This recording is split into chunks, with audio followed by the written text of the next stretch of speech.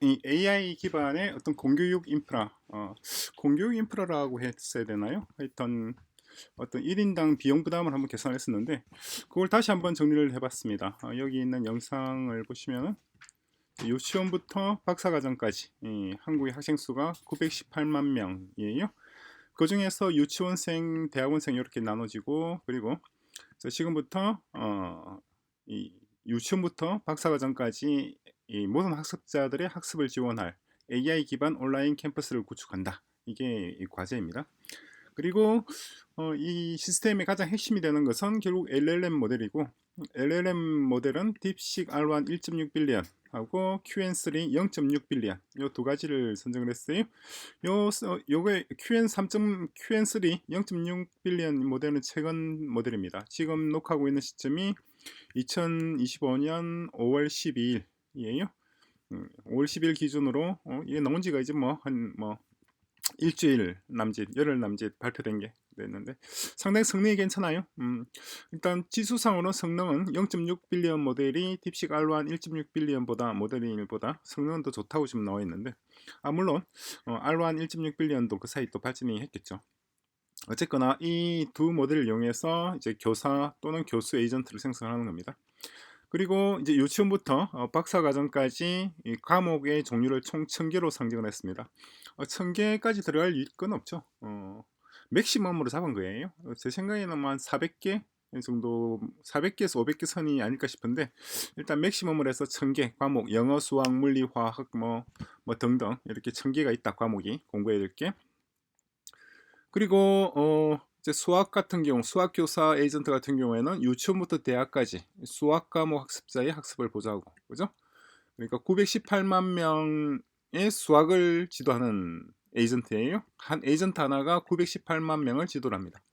물론 사람은 918만 명은 고사하고 918명도 지도할 수가 없을 수가 있습니다만, 에이전트는 그게 가능하죠. 그리고 이 수학교사 에이전트는 수학에 관한 모든 지식을 갖춰야 되고, 유타 과목도 마찬가지입니다. 그리고 이제 편의상 1000개의 이런 인스턴스들, 이 인스턴스 하나가 결국 에이전트 하나가 되는 셈인데, 어, 아니죠. 인스턴스 하나가 일단 에이전트 하나 이렇게 1대1로 매칭을 시켰어요. 그래서 딥식 R1 모델이 500개, QN3가 500개, 이렇게 1000개라고 상정을 해서, 그리고 대용량 DB도 필요하죠. 학습지 진도도 기록하고 해야 되니까. 그리고 유치원 어린이들에 비해서 박사과정 학생들의 교사 에이전트 이용 수준이 높다.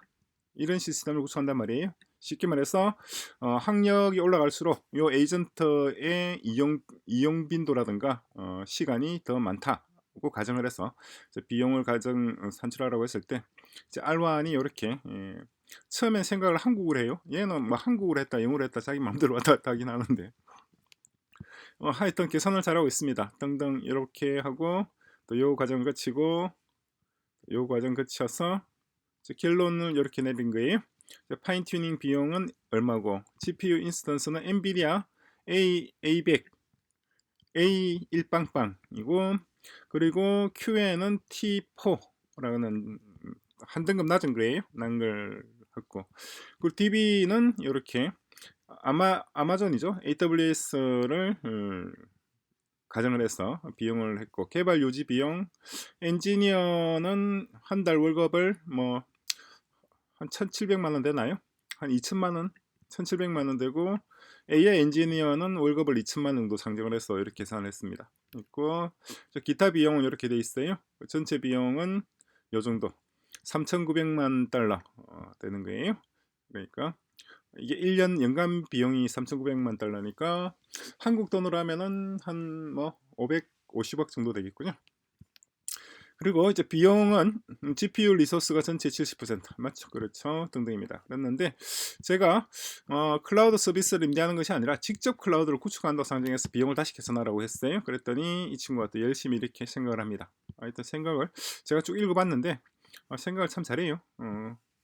꼭 사람이 생각하듯이 이렇게 생각을 하고 있어요. 이렇게 해서 등등등등 등등, 결론은 초기 비용은 이게 돈이 더 들지만은 장기적으로 봤으면은 이게 훨씬 더 싸게 친다는 거죠. 직접 이제 이 시스템을 구축하는 게 그렇다는 얘기입니다. 생각을 이번에 상당히 오래 합니다. 오래해서 등등등 캐피탈 익스펜디처, 이건 오퍼레이션 익스펜디처입니까? 이거는 운영 비용을 말하는 거고, 캐피탈 익스펜디처는 초기 투자 비용을 말하는 거예요. 그래서 초기비, 투자비, 운영비 요거 다 계산을 해서 그 전기요금하고 그리고 냉각 시스템 그리고 관리비, 스태프, 직원들, 그 밴드위스, 밴드스라면 통신 비용이죠. 등등등등 등등 해서 계산 놓은 게 한참 생각했어요. 한참 생각해가지고 초기 자본 지출, 캐피탈 익스펜디처가 캐펙스가 3,300만 불이고 연간 운영 비용이 1,800만 불, 1,900만 불 정도죠. 비용 요약하면 이렇게 된다 말이에요. 그래서 초기 구축에 이 정도 들고 클라우드 임대보다는 장기적으로는 클라우드 임대하는 것보다는 약 40% 정도 저감할 것이다 라고 이렇게 나왔어요. 자, 여기다가 제가 하나 더 있습니다. 뭘 했느냐니까 엔비디아 칩 대신에 가격 대비 성능 효율이 50% 높은 화웨이 칩을 이용한다고 하잖아요. 이랬는데 제가 이 문장을 적으면서도 이 문장이 내가 이걸 무슨 의미로 이걸 적었을까? 그냥 가격이 같은 동급 성능에 비해서 가격이 한 30% 저렴하다라고 말을 하는 것이 간단한데 그냥 이렇게 적어놨더니 역시나 알완이 이 문장에 대해서 이 문장이 어떤 의미인지를 두고 한참을 고민을 해서 기어이 또 제가 의도하는 바가 뭐였는지 얘가 정확히 파악을 하더라고요. 그것도 정말 신기했는데. 자, 어쨌거나 해서 학생 1인당 연간 부담 비용, 유치원부터 박사과정까지 학생 1인당이 이 시스템을 한다고 했을 때 얼마나 비용을 부담해야 되는가, 그리고 이 시스템을 한국의 공교육 체제의 일부로 포함한다고 가정을 한 거예요. 그랬을 때 학생 1인당 이제 비용을 또 이 친구가 열심히 계산합니다. 계산하는 게 이제 화웨이 칩을 치는 겁니다. 지금 이 칩 예를 들어서 요 모델 어디 나와 있나? 모델 나와 있는 것들이 지금 가격이 많이 내렸어요. 그러니까 이 R1이 트레이닝 할 때의 시점하고 현재 시점은 보면은 지금 가격이 거의 절반 정도로 내려왔습니다. 절반까지는 아니겠구나. 40% 정도 내려왔어요. 그래서 이 비용이 이렇게 과도하게 나가진 않는데 어쨌거나 뭐 좀 많이 잡고 시작하는 게 낫죠. 그죠? 그래서 등등등등 계산을 쭉쭉 해서 한국어로도 생각하고 영어로도 생각하고 해서 요렇게 계산이 나왔어요. 그래서 이건 운영 비용이네. 운영 비용이고 등등해서 결과적으로 이렇게 됐어요. 그래서 엔비디아 단가의 3분의 2 이게 맞죠. 원래 이런 의도로 제가 쓴 거예요. 그죠? 그래서 A100을 20만 달러로 되어 있는데 이것을 이제 13만 3,330달러. 그래서 초기 구축 비용 이렇게, 그리고 운영 비용은 그대로죠. 초기 구축 비용만 좀 절감되는 겁니다. 그리고 건물도 지어야 되잖아요. 건물 짓는 비용을 이 친구가 거의 한 130억 정도 잡았더라고요. 근데 건물은 뭐 굳이 새 건물보다 비어있는 건물 쓰면 되긴 합니다만 일단은 다 잡아주는 게 낫죠. 그래서 결론입니다. 어쨌거나 결론 내린 게 학생 1인당 2.58 USD니까 한국 돈으로 3,000원은 좀 넘겠네요. 3,000 한 2, 300원 되겠다. 그죠? 1년에 비용이 3,200~300원 정도. 이게 원래 제가 계산했던 금액 이 금액이에요. 이 금액인데 이걸 순수하게 시스템만 있다고 했을 때 요 비용이란 말이에요. 순수하게. 그런데 순수하게 시스템하고 엔지니어들만 있는 것이 아니라 교육학 전문가들도 있어야 되고, 그리고 이 전체적인 시스템을 운영하려면은 사람들이 여기서는 지금 엔지니어들 몇 명, 20명이었나요? 한 20명 들어간 게 다였는데 그렇지 않고 실제로는 한 100명 이상의 인력이 투입되고 해야 되니까 연간 3~4천 원이 아니라 한 5만 원 선까지 올라가지 않겠는가, 이렇게 계산을 잡아드렸어요. 맥시멈입니다. 자, 어쨌거나 뭐 세부 비용 내용은 이렇고 이 시스템은 따지면 이렇게 되느니까 결론이 요거예요. 1인당 인간 등록비가 2.58 USD, AI 기반의 공교육 시스템입니다. 그래서 기존 사립교육기관에 비해서 0.017%, 이게 기존의 사립대학들에 비해서 0.017% 교육비로 이 시스템이 구성이 될 수가 있다, 이 말이에요. 물론 추가적인 비용이 들어가긴 합니다만 이 금액에서 크게 달라지진 않겠죠.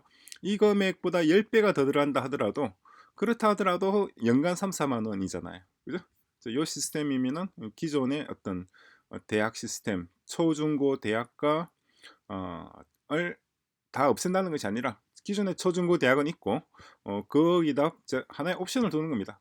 AI 공교육 체제니까 기존의 초중고 유치원부터죠. 유치원, 그다음에 초중고, 대학에다가 대학원, 석박사과정, 박사까지 이건 을 유지하는데 이제 플러스에서 새로운 교육 인프라를 하나 추가하는 겁니다. 인프라이고 얘는 이제 AI 기반이죠. 얘는 사람 기반이죠. 기존의 사람 기반 시스템, 사람 기반 교육 인프라 이거는 이런 형태가 되고 거기다가 이제 AI 기반의 새로운 교육 인프라를 구성한다 하더라도 요 비용이 어떤 교육비 부담을 더 추가하지는 않을 거라는 거죠. 그죠?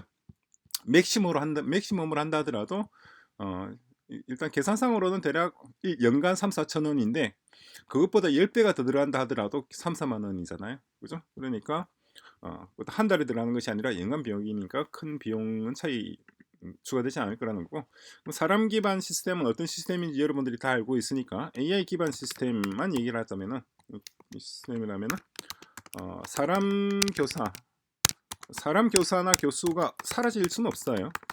그 역할은 반드시 있습니다. 교수가 있고 거기다가 이제 AI 교수가 함께 이제 들어가는 거고, 그리고 이제 각종 교재 있고 교과서 있잖아요. 교과서 이런 것들도 새로 AI 기반으로 새로 구성한 AI 기술로 새로이 작성 지금 우리가 하고 있어요. 사실 하고 있습니다. 의외보다 생각보다 잘 되고 있어요. 이건 뭐냐니까 기존의 교과서들, 예를 들어서 기존 교과서 있으면은 이걸 뭐 굉장히 많잖아요. 뭐 영어도 있고 수학도 있고 물리도 있고 화학도 있고 등등 있는데 이 기존 교과서에다가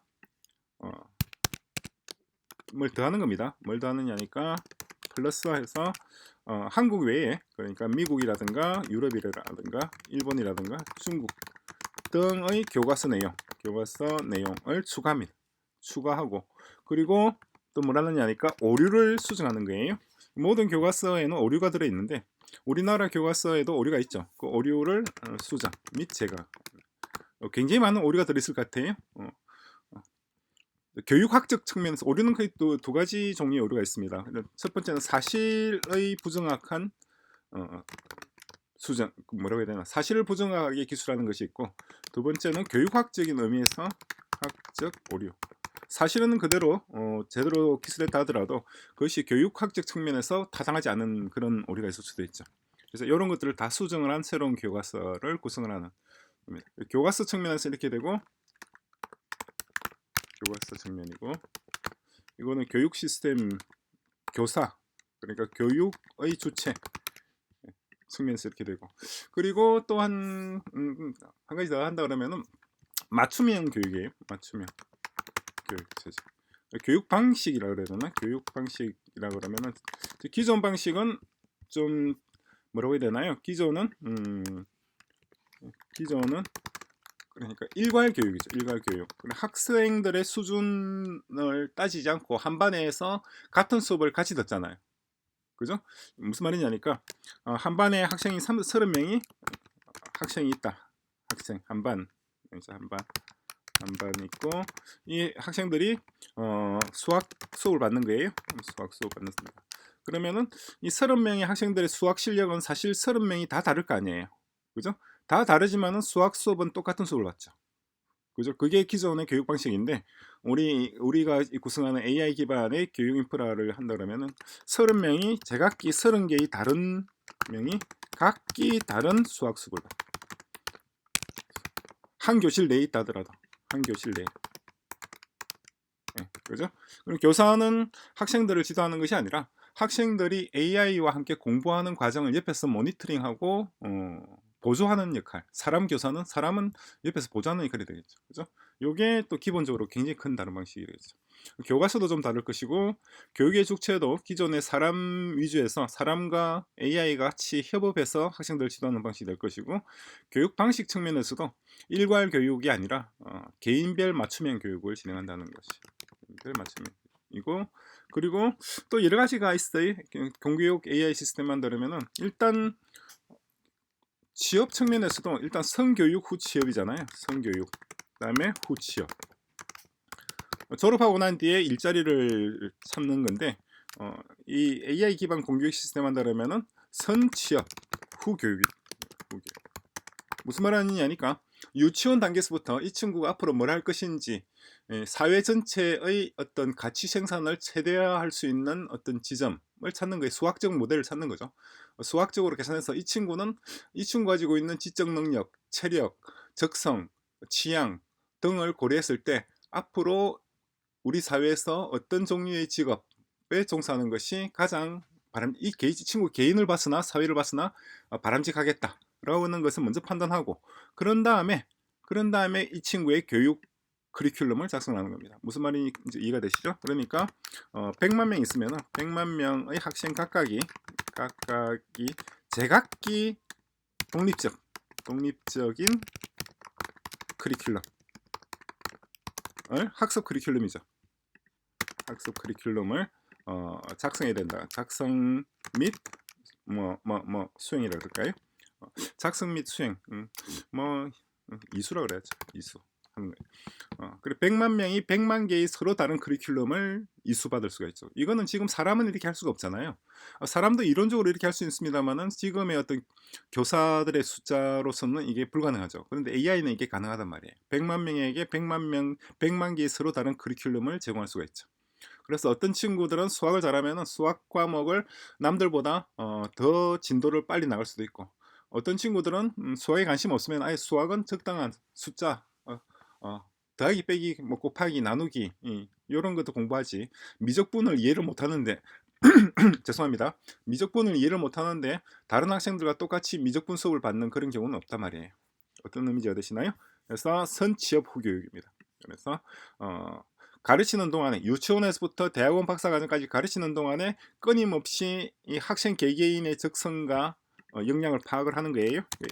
AI 교사라고 그럴까요? 교사는 유치원부터 지속적으로 학생 개개인의 적성, 능력, 취향 등을 파악하고 이거로 파악하는 것이 아니라 고용시장도 파악을 하고 고용시장 5년 뒤 혹은 10년 뒤 혹은 20년 뒤 이 고용시장을 정확히 파악하죠. 시장을 파악하고 그래서 개개인의 취업 개개인의 진로를 추천하죠. 진로를 추천하고 그에 따라서 다시 커리큘럼을 조정합니다. 커리큘럼을 실시간으로 갱신하는 갱신. 어떤 의미인지 이해가 되시나요? 뭐 어려운 내용은 아니에요. 간단한 내용인데 지금까지 이런 시스템이 없었단 말이죠. 없었으니까 좀 생소할 수는 있습니다만 이론적으로는 그렇게 어려운 것도 아니고 기술적으로도 어렵지 않아요. 그래서 처음에 이 친구가 유치원 초등학교 다닐 때만 하더라도 이 친구는 앞으로 건축 쪽으로 일을 하면 아주 적성이 맞을 것 같다. 만드는 거 좋아하고 야외 활동을 좋아한다. 그러면은 앞으로 우리 사회에서 필요한 건축 관련 인력들이 앞으로 10년 뒤에 한 10만 명이 필요할 것 같다. 그러면은 이 친구가 졸업할 때쯤에는 아마 한 5천 명이 필요할 것 같다. 그러면은 그 100만 명의 학습자들 중에서 혹은 10만 명의 학습자 중에서 건축 일에 적합한 친구들 몇 명에게 그에 맞는 커리큘럼이나 진로를 추천을 해준단 말이에요. 그랬는데 시장 동향이 바뀐다. 이 친구가 처음에 그렇게 생각하고 그쪽으로 커리큘럼을 잡았는데 이 친구가 대학에 들어갈 때쯤 해가지고 기술 발전으로 인한 여러 가지 이유로 해서 건축 수요가 늘어나거나 줄어들 것 같다. 그러면 거기에 맞춰서 또 실시간으로 커리큘럼을 조정을 하는 겁니다. 어떤 의미가 되시죠? 그렇게 구성을 하는 거예요. 그렇게 구성을 전체적인 시스템을 구성을 한다고 했을 때 그 비용이 방금 봤던 것처럼 2.58 USD 1년에 3,200원 정도면 이런 시스템을 다 구성을 할 수가 있습니다.